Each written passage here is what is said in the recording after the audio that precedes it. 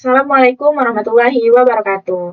Halo teman-teman semua, perkenalkan, nama saya Aulia Syafitri Hasibuan dari kelas 2 SIC dengan NIM 2457301023. Di video kali ini, ada beberapa hal yang akan saya tampilkan. Pertama, saya akan membuat proyek baru sesuai studi kasus yaitu layanan mandiri dan surat. Kedua, saya akan melakukan inisialisasi Git, membuat komit, sampai mencoba check out ke komit tertentu. Ketiga, saya juga akan menampilkan contoh passing data dari root ke controller, lalu view sesuai topik. Nah, sebelum itu, aku mau jelasin dulu tentang apa itu Git. Git itu ibarat mesin waktu untuk proyek kita. Dengan Git, setiap perubahan yang kita lakukan, misalkan seperti menambah file, mengedit, atau menghapus, bisa disimpan sebagai versi. Jadi kalau ada kesalahan, kita bisa balik lagi ke versi sebelumnya. Nah, kenapa Git itu penting? Yang pertama, bisa nyimpan riwayat perubahan project. Kemudian, bisa kerja bareng tim tanpa takut file ketimpa. Terus, bisa balik ke versi lama kalau ada error. Nah, ilustrasi singkatnya begini. Kalau misalkan kamu nulis bab 1, kemudian kamu simpan, nah itu kita komit 1. Besok nambah bab 2, kemudian kita komit kedua. Nah, ternyata misalkan bab 2 itu salah, kamu bisa balik lagi nih ke komit 1. Jadi gitu. Jadi intinya, Git itu alat untuk mencatat, menyimpan, dan mengatur versi proyek kita dengan aman dan rapi. Nah, yang pertama kita lakukan, kita buka dulu VS Code. Nah, kemudian hal yang pertama kita lakukan yaitu inisialisasi repository. Yang pertama itu saya udah punya folder project, namanya itu layanan mandiri strip guest. Nah, untuk mengaktifkan Git di project ini, kita buka terminal dan jalankan perintah git init. Nah, langsung kita ketikkan aja git init, terus enter. Nah, tampilannya akan seperti ini. Perintah ini tuh bikin repository Git baru. Kalau berhasil, di folder project kita bakal ada folder tersembunyi Git. Kita coba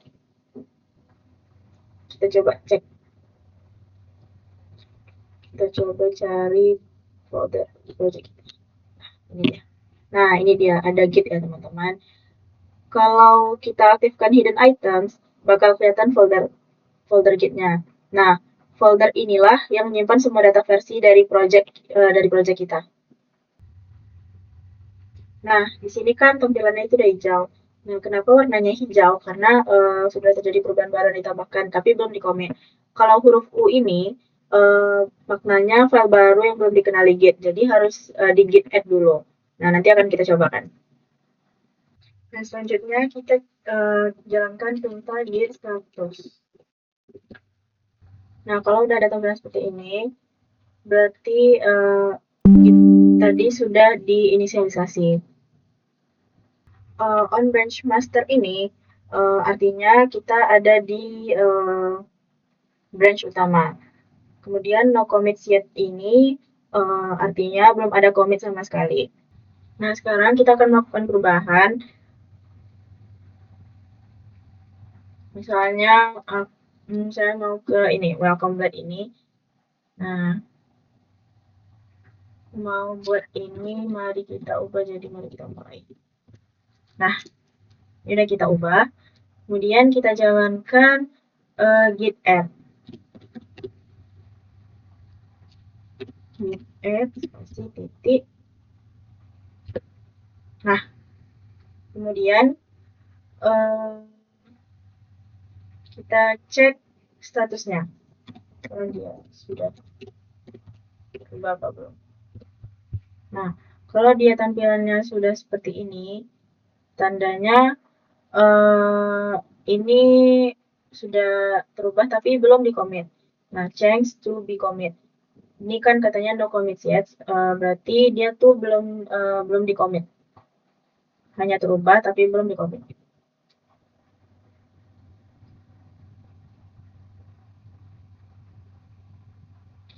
Nah, kalau misalkan yang kita buat tadi misalkan salah gitu, kita bisa jalankan perintah git reset.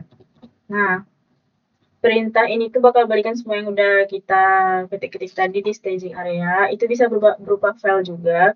Nah, Kemudian yang kita ubah tadi itu akan balik ke kondisi untrack tadi atau modified lagi, seolah-olah belum pernah kita tambahin. Nah, di sini karena saya nggak mau ngereset, jadi nanti tinggal enter aja kalau mau di reset. Nah, setelah semua file ini masuk ke staging area, selanjutnya kita menyimpan perubahan tersebut. Caranya itu kita jalankan git commit. Nah, git commit min m. Kemudian kita mau buat misalkan perubahan satu. Ini sebagai penanda. Nah, langsung kita enter. Nah, di sini kita disuruh untuk ngasih identitas user yang akan melakukan perubahan pada repo kita. Nah, pertama kita ketik adalah dia mintanya user email. Berarti git config min, buat nama dulu, local username. Nah, kita mau buat misalkan Aulia PCN, terserah aja. Kemudian kita lanjut ke git, dia minta kita masukkan email juga, git config user dot email.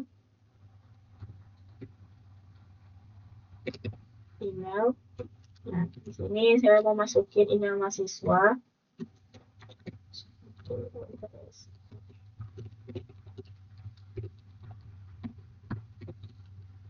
Kita tutup. Nah, kita coba kita coba git status tadi lagi. Apakah dia sudah di commit atau belum? Nah, katanya belum commit yet. Jadi kita harus commit lagi. Commit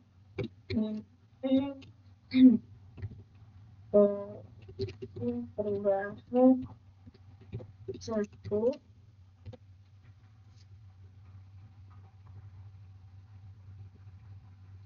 Nah, kalau dia sudah seperti ini, berarti isi filenya itu sudah terubah. Berarti dia sudah berhasil di-commit. Nah, sekarang kita mau cek lagi nih, statusnya benar nggak udah commit atau belum. Kita coba git status lagi. Nah, dia di sini nothing to commit. Berarti ini udah berhasil karena tidak ada lagi yang mau di-commit gitu.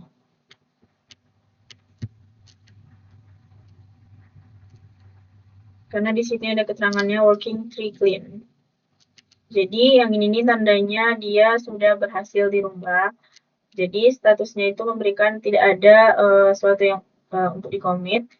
Karena ya emang yang di atas tadi sudah di-commit. Nah, sekarang saya mau coba ubah yang ini. Kita coba lakukan perubahan yang lain. Mana ya? Yang ini aja. Nih. Laravel. Coba kita buat Laravel aja gini. Kemudian kita tadi ke terminal tadi. Nah, kemudian kita git add dengan cara tadi. Nah, setelah itu kita git. Tadi setelah kita git add,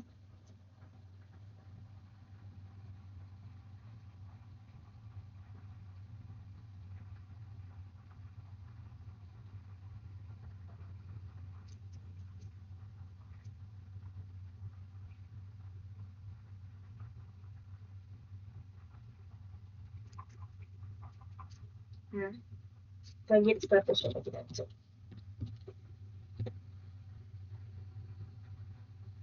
Modified, kita berarti modif research view welcome back to PHP. Nah, di sini letak kita mau ngubahnya tadi tuh katanya karena katanya change to be commit. Berarti ini belum di commit. Jadi kita harus commit dulu. Commit sorry. Git min m, kemudian kita buat di sini perubahan 2. Enter.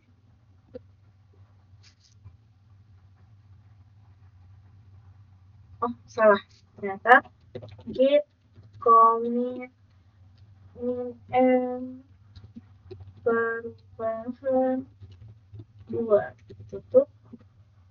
Nah, ini tandanya sudah nih, one file change, one insertion, one deletion. Jadi dia sudah kita commit. Kita cek lagi statusnya. Git status. Nah, kalau dia udah nothing to commit, berarti tidak ada lagi sesuatu yang akan bisa di-commit. Seperti itu. Nah, selanjutnya kita ke perintah git log. Nah, git log itu adalah sebuah perintah untuk melihat riwayat commit yang sudah kita lakukan. Coba kita buat git log di sini. Git log. Enter. Nah, ini dia sudah ada perubahan 1 sama perubahan 2. Kalau si git log ini untuk melihat riwayat commit yang sudah kita lakukan, nah, ada lagi yang namanya git log min one line. Nah, gunanya itu bisa untuk menampilkan riwayat commit juga, tapi bisa ditampilkan itu dengan lebih ringkas. Coba ya. Nah, jadi dia lebih ringkas gitu. Dan dia posisi headnya itu ada di perubahan 2. Nah, dari sini kita bisa tahu kalau kita itu sedang ada di commit terbaru. Nah, tadi kan commit pertama itu commit 1, perubahan pertama. Commit kedua itu adalah perubahan kedua. Nah, kan yang terbaru adalah si commit kedua, yaitu perubahan 2. Makanya di sini head masternya itu perubahan 2. Selanjutnya kita ke perintah lain, yaitu git checkout.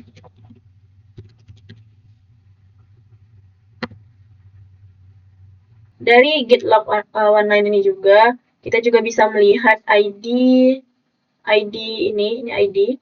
Nah, ID commit yang telah dilakukan sebelumnya. Coba kita jalankan git checkout. Checkout apa ya? 07. Kita coba pakai ID yang ini. Perubahan 1. 07B 4B 29. Kita enter. Nah, kemudian kita cek nih di git status. Nah, dia memberitahu kalau head itu berada di ID 07B4B29. Nah, berarti dia sudah berubah nih.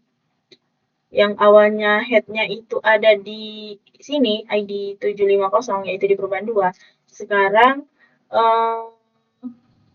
si head ini nih sudah berada di ID perubahan 2. Perubahan 1 yang 07B4B29. Nah, di sini kan katanya nothing to commit, working clean. Coba kita buat git commit min m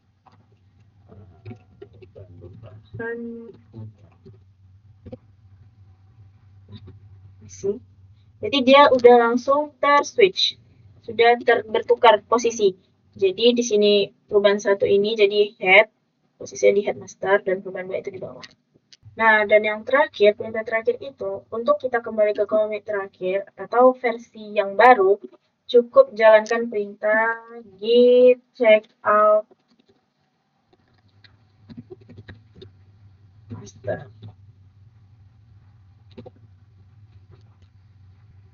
Nah, dia udah ngasih tahu nih kalau posisi head ini udah berada di perubahan 1.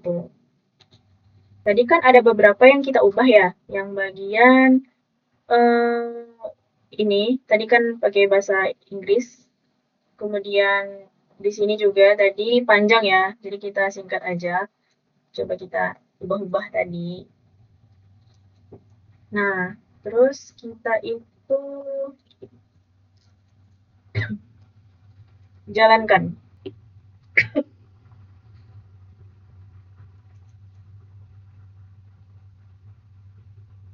Nah, tadi di sini kan, nah jadi ini yang tadi kita ubah nih. Mari kita mulai dan juga Laravel. Ini yang hasil ubahan kita tadi. Nah, seperti ini. Jadi ini tadi sudah teredit. Jadi kesimpulannya, kenapa harus di-commit? Karena biar tidak terjadi, misalkan kalau ada error, jadi kita masih bisa balik lagi ke yang sebelum-sebelumnya. Oke teman-teman, itu tadi proses penggunaan Git pada proyek layanan mandiri. Guys, kita udah belajar cara inisialisasi Git, membuat commit, melihat riwayat log, dan checkout ke commit tertentu. Di bagian selanjutnya, saya akan menambahkan contoh passing data dari root ke controller dan view sesuai studi kasus. Nah, sekarang saya akan menunjukkan contoh bagaimana cara passing data dari root ke controller, lalu ke view di Laravel. Jadi alurnya itu kita mulai dari root, kemudian controller, lalu terakhir ditampilkan di view. Nah, step pertama, kita buka dulu file root. Sini.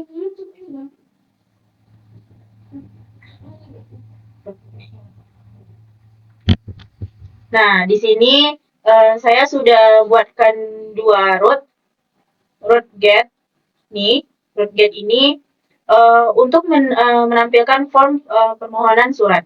Kemudian saya juga di sini menggunakan root post untuk mengirim data dari form ke controller. Contoh kodenya ini ya.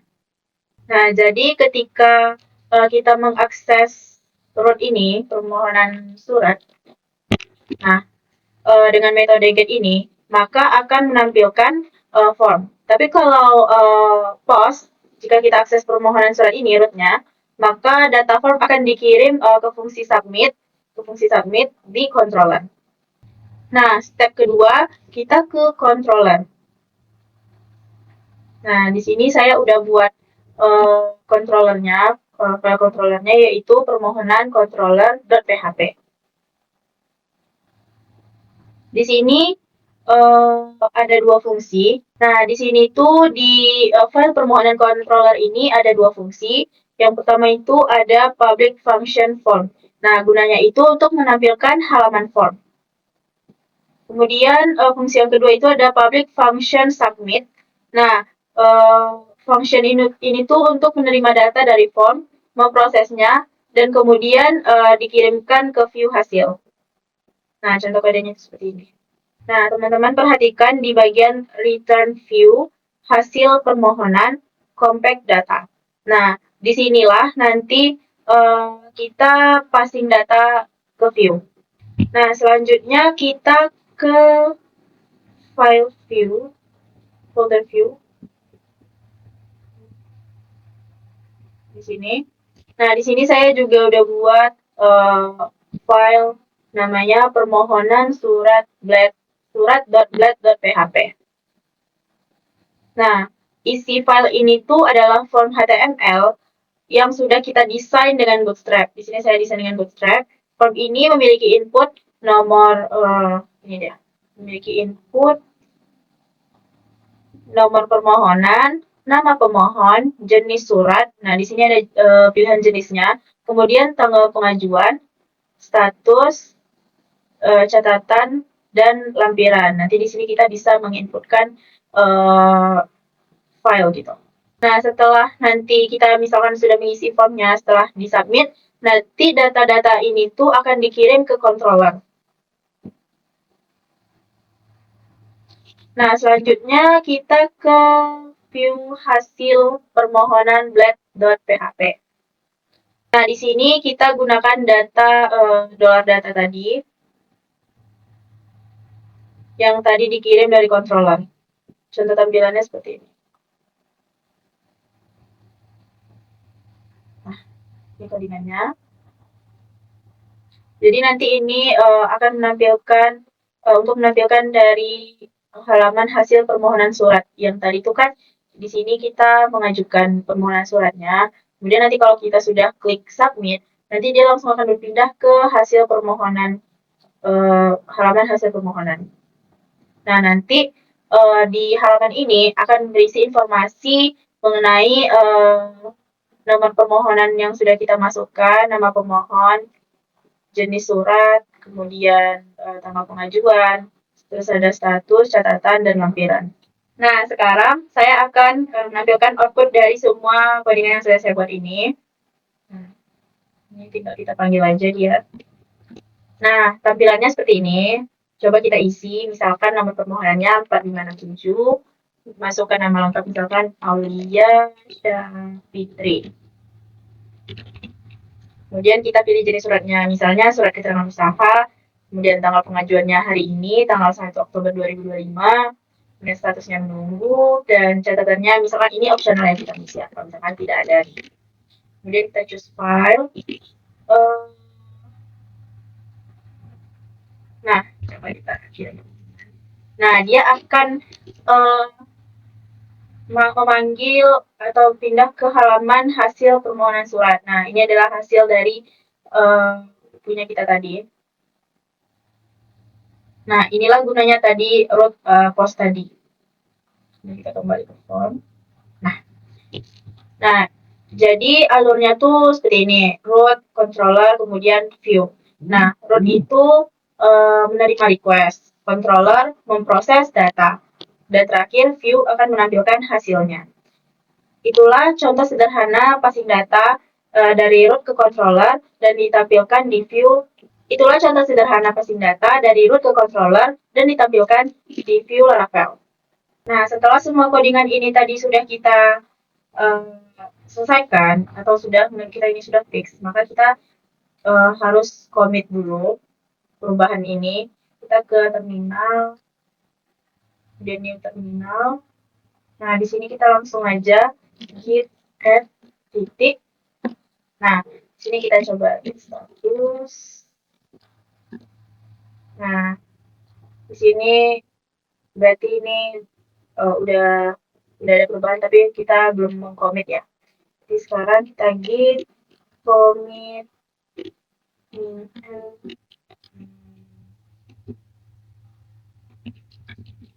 perubahan 4. Nah, enter. Nah, ini 4 file sudah berarti maknanya ini semua file kita tadi udah di commit. Jadi coba kita git status. Kita cek. Nah, kalau udah keluar nothing to commit, berarti dia benar-benar sudah di commit. Nah, tadi itu kan sebelum kita commit, di bagian folder atau filenya ini kan masih ada warna-warna hijau, terus ada huruf U juga. Nah, setelah kita commit, maka dia akan hilang nih warna-warna hijaunya, karena dia sudah tercommit.